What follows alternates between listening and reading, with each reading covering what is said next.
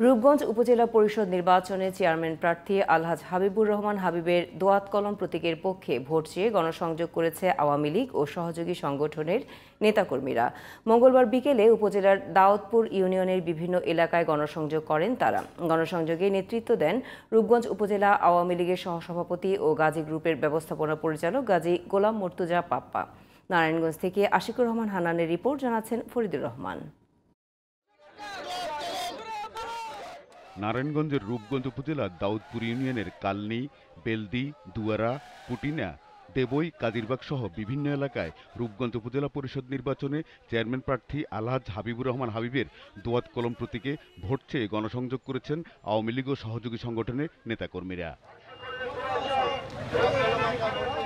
গণসংযোগে নেতৃত্ব দেন রূপগঞ্জ উপজেলা আওয়ামী লীগের সহসভাপতি ও গাজী গ্রুপের ব্যবস্থাপনা পরিচালক গাজী গোলাম মর্তুজা পাপ্পা।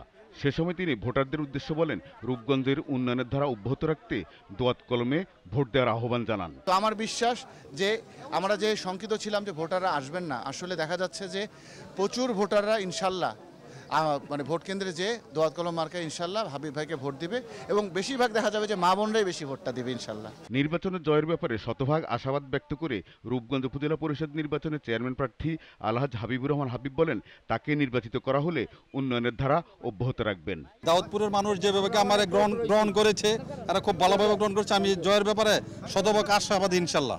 আওয়ামী লীগ ও সহযোগী সংগঠনের নেতৃবৃন্দ রূপগঞ্জের উন্নয়নের স্বার্থে দোয়াত কলম প্রতীকে ভোট চান। দাউদপুরে গোলাম দস্তগীর গাজী সাহেবের সাথে বারবার এসেছেন এবং দাউদপুরে অনেক উন্নয়ন করেছেন, সেই হিসেবে সাধারণ মানুষের সাড়া আছে।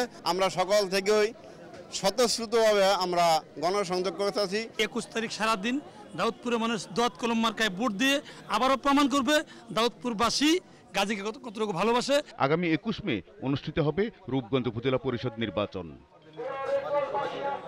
Faridur Rahman, GTV news.